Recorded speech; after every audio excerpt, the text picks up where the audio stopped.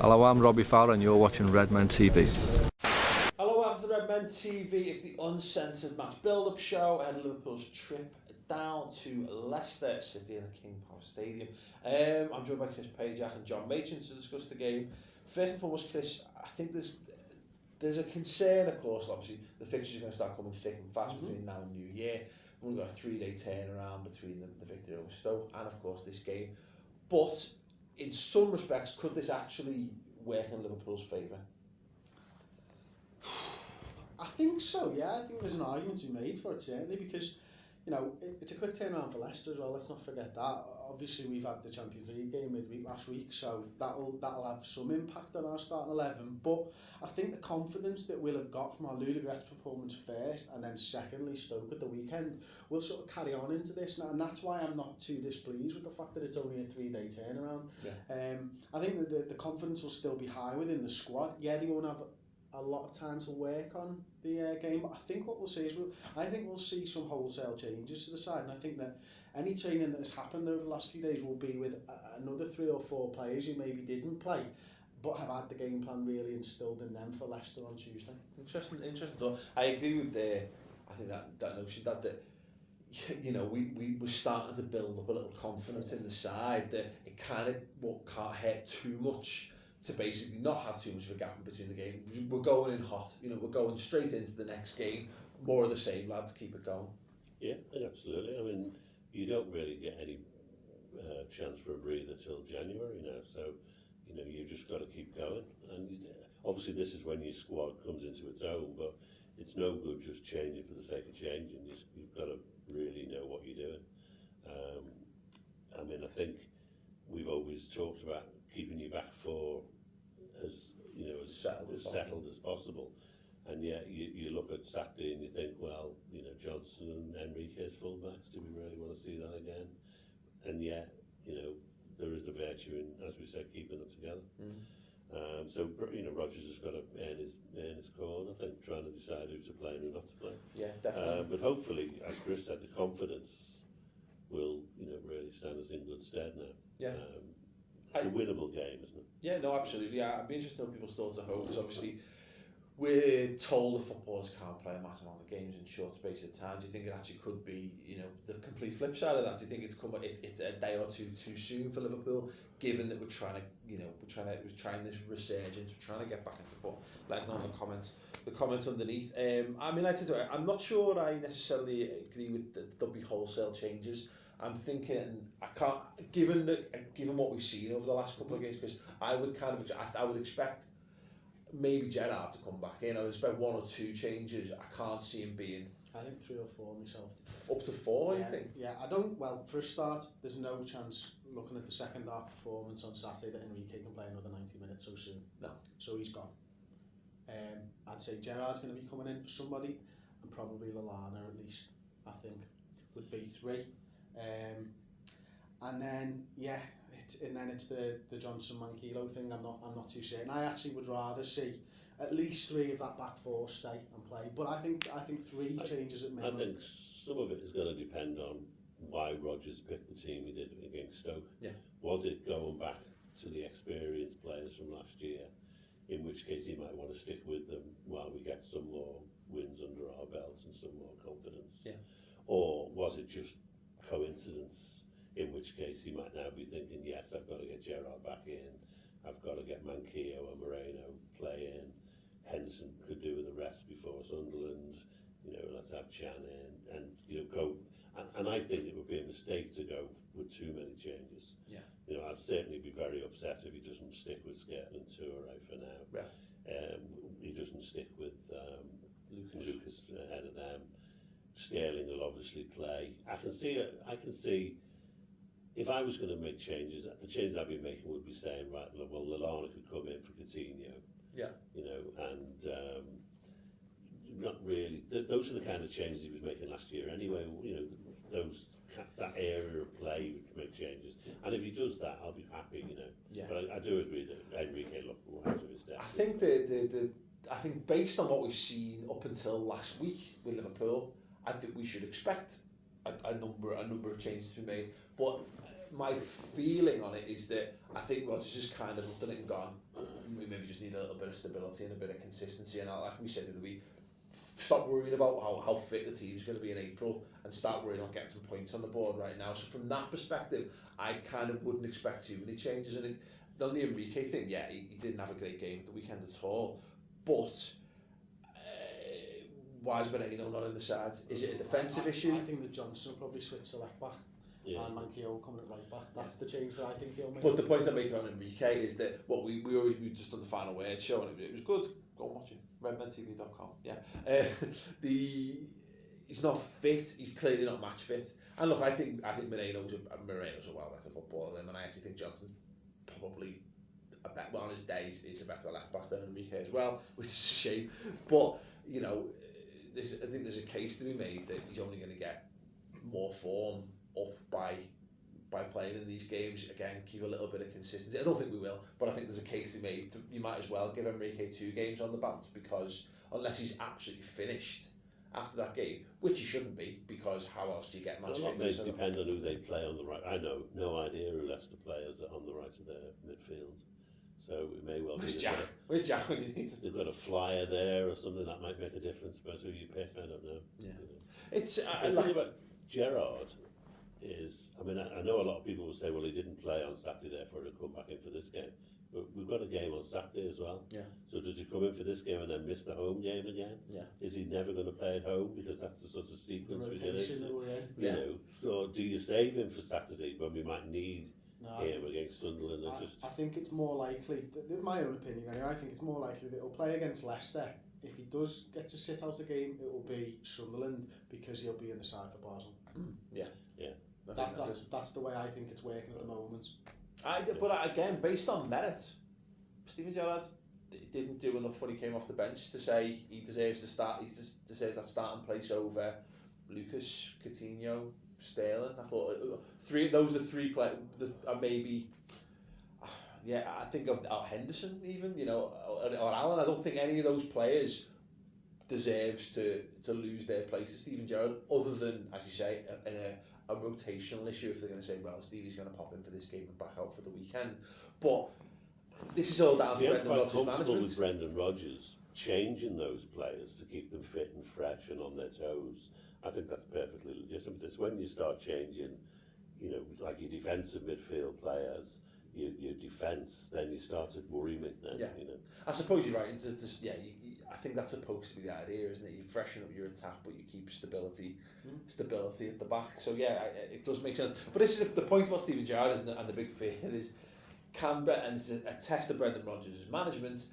If Gerrard starts on the bench again, can he handle the intense media pressure that's going to be around it as well? And then what if that team are absolutely superb against Leicester? It's helped by the fact that Steven Gerrard immediately came out and said, there's no problem, I'm not in dispute with anyone, it's just, I'm in agreement with what we're doing. And then the day after that, he's offered a new contract and all that. So that's put to bed, I think, all that controversy. Yeah, but I think it's funny, isn't it, how people go, Gerrard needs to be rotated. We need to get him on the bench. He's on the bench and we should have fallen out with Rodgers. No, fucking Brendan Rodgers has just made a bold and finally made a decision on Steven Gerrard. He's a 34-year-old quality, but 34-year-old midfield player. Can't play 2 games a week. It's actually 3 games in 8 days, isn't it? You have to play. You're going to play every game, and that's a lot. You know, I mean, I know people moan and say, "Oh, well, bloody professional footballers moaning about playing every few days, and they shouldn't." But if you're 34, you know, you can do with it. You know, not playing 90 minutes every exactly. days. You know, I think there's a lot of 34-year-olds out there who would struggle with 3 games of 5-a-side a week. You know what I mean? Let alone the final. There's a 31-year-old here that does. Yeah, to be 32. We're on the countdown. Shocking that, isn't it? Got ID in the supermarket this weekend. Yes! Made off. Still got it. Excellent. Fumbled around and we went, in here somewhere. I don't even know how old I am, love, I can't even tell you. Here you go. 31. Bloody hell. Good on you. Good on you. There we go. I think it's because of shave Saturday morning. It's the boys' good looks. Yeah, it's those Luke Skywalker farm boy good looks like. Yeah, I mean on the Gerrard contract thing, I mean it's good. I mean he's not at the time of filming he's not accepted, but it's been offered. And kind of we did it at length through the week, didn't we? That you know Gerrard, whether he's worth the value for money, blah blah blah. If it's an agreeable decision for him and for Liverpool Football Club, I'm happy for him to sign another contract. Yeah, he's a good player. He would still be playing in almost, as I said last week, in every side in Europe would still be playing Steven Gerrard. No one would be playing him 90 minutes every game, but everyone would want him in their squad. Yeah. You know, and he's still probably our best player. The truth, you know. Yeah. You know, you tell me who might be better than him, and I can give you an argument. Yeah, yeah. No, so you know, why not? And I don't know what kind of contract they're offering. There's some speculation that it might be a 1-year rolling contract. Although apparently his agents said he wanted to do it like 2 years or something. We've been there before, haven't we? Yeah. So I don't know. I suspect that if he's offered a contract, Steve will take it. Yeah. He's not coming. To be fair, we should have Steven Gerrard over a battle for a change over these contract negotiations for the very first time in his career. Because clearly, look, he's not getting to 34, and look at what Brutus is now. We've got what's he got, like 3 kids now, and the family and all. Yeah, you know, he's not looking. I don't think he's the kind of person who's going to look for massive. Moved out, hasn't he? But yeah, well, exactly. He's not moving again. If he's been through that, yes, you've got to ever had to move house. Well, no, horrible. Although I suspect it's probably a little bit easier when you've got money. To when you haven't. But no, like I say, I think we're in a position now. He knows he's coming to that twilight of his career. He's not necessarily the vital component of the side that he's been in years gone by. We should be in a strong position. But let us know your thoughts on that. You're happy, Steven Gerrard? Are you happy for Steven Gerrard to sign a contract extension? If so, what kind of extension would you give him? What kind of terms would you give? Let's give him in the comments underneath if you would.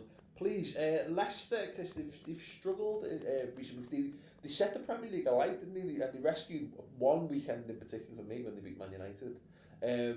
But it's not really gone very well for them since then. No, it hasn't.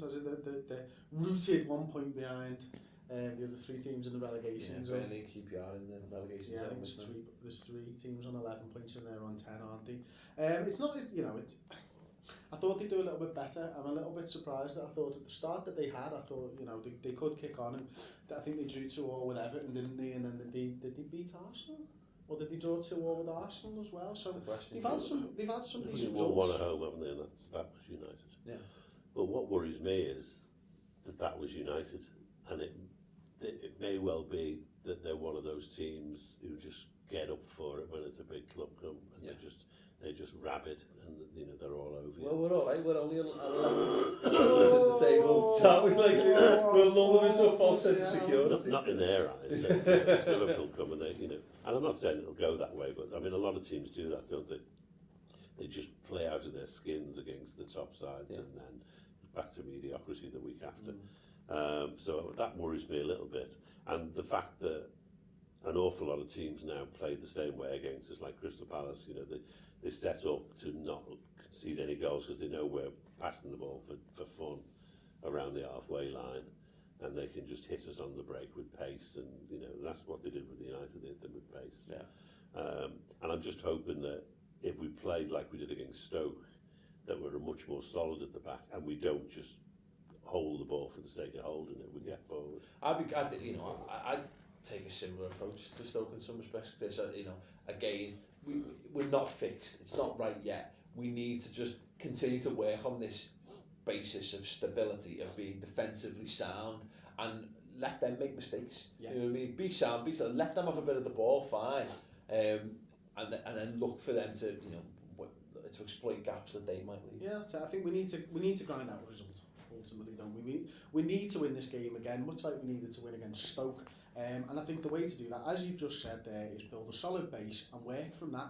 And if we sort of come into the game later on again, then that's fine by me. As long as the end result of the game is a Liverpool win, it doesn't really matter to me how we do it. Yeah, I think because again, it's we're in a very similar position to last weekend. And You know, we were looking at it, and a win, the highest a win could take us last week was like 7th or 8th. We're in a similar position this week.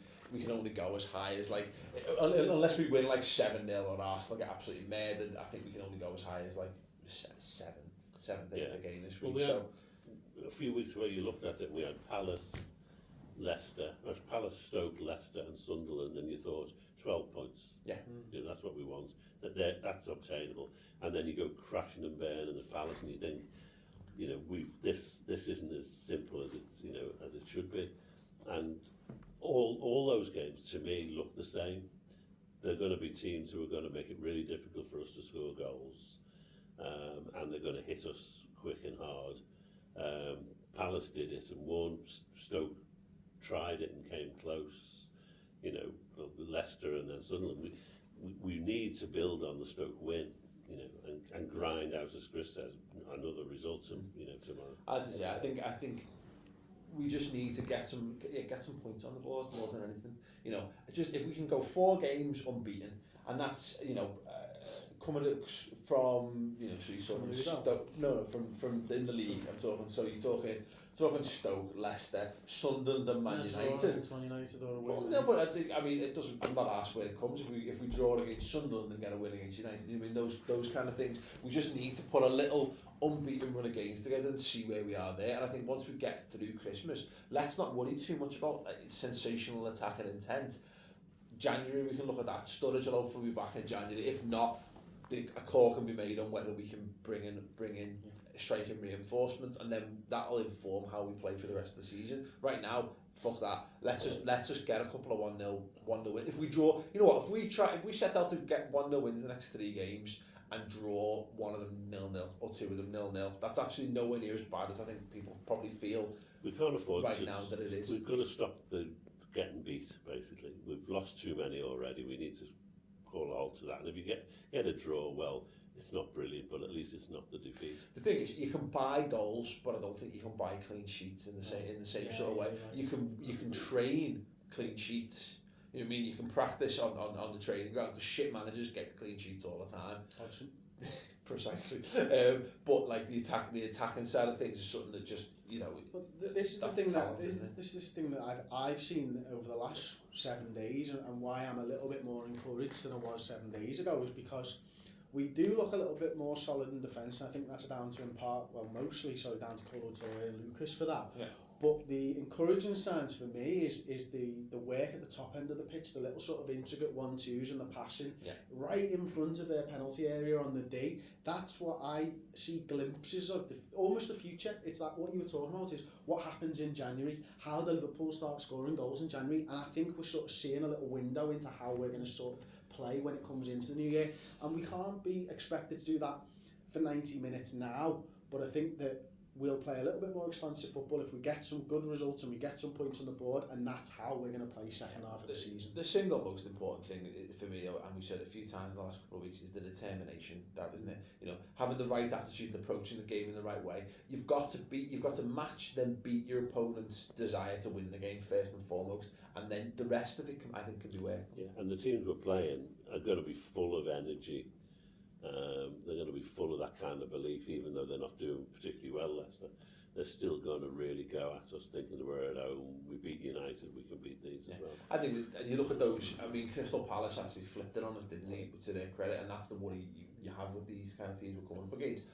But there are also teams that are going to be in the mire come the end of the season, and if you can go there, and because we've, on paper, you know, the technical proficiency of the players we've got available to us far outstrips those of the teams we're going to be playing next week. So if you can beat them for that grit and determination, they'll start looking around going, well, what do we do now? Because that's what we're supposed to have. That's what relegation and battled sides are meant to have, is that more desire to get across the line and get these much needed points. Liverpool, to be fair, are almost one of those teams in the middle anyway, aren't we? You know, we're an embattled team that needs to get some points. If we don't show that greater intent than them, there's nothing down for us. We're going to be in trouble come the new year. So yeah. So there you go. Let me know your thoughts on any of that in the comments below. It's up to me now to tease our Xmas jumper. I don't know why I said Xmas because it's written Xmas. It's a good job this isn't done on auto cue. I could be saying anything. Go fuck yourself, San Diego. We've got a brand new Christmas jumper coming out. The Brendan Rodgers one from last year is still available, so if you want to buy a Brendan one, hopefully he's turned the corner a little bit. Basically because there was a slight chance that he wasn't going to be Liverpool manager come Christmas. We thought we'd do another one now. We're going to be releasing that. We're going to be giving you the first images of that available on our live match day show around the Leicester game on Tuesday evening. So do tune in for that on youtube.com/the Redmen TV. It's time to go live, 7 p.m. UK time? Yes. What time's kick off? 8? Or so, Quarter to, I think. Is it? Well, we're going 45 minutes before kick off. We'll get that confirmed in due course. Confirm it for yourselves. Yeah, obviously we're tweeting out stuff prior to the game. But yeah, do check out. We're going to be releasing our brand new Christmas jumper, and we're going to be there for 45 minutes leading up to kick off and live at half time as well during the game. So there you go. So yes, live at 7 o'clock. Result. Score predictions though before we go. Dad, what do you think the score is going to be? Do it again, John. You got it right last week. 3-0. Woo! 2. Go on, Chris. What do you think? 1-0 Liverpool. Yeah. Okay, cool. Well, again, because there's still not enough evidence in this season that clean sheets are the new norm. It's got to be. If we're going to win this, the new black. if it's going to be clean sheet, it's not going to be clean sheet. It's going to be 2-1 to Liverpool if we're going to win. That's what I'm going to go with. Let me know your score prediction in the comments below. And I'll say we obviously discussed the break between games, Steven Gerrard's contract situation, how you think Liverpool are going to line up for this game, who you think is going to come in, who you think is going to drop out. Might drop out. Nah. Lambert. I think he'd be immense. I mean, you didn't even have a forward on the bench Saturday, did you? Nah, I've got a funny feeling Lambert will play. Not a chance.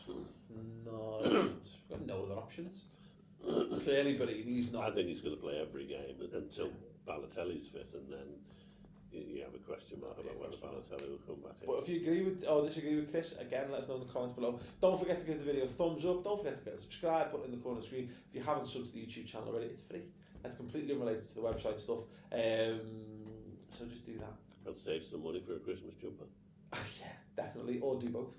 Yeah, anyway, thanks very much for watching the show, and we'll see you for the live show tomorrow. Because obviously he could sign a pre-contract with a club in January. Now, if we are looking to tie up Glenn Johnson out, we're not. It's a bit strange that we've left it so late.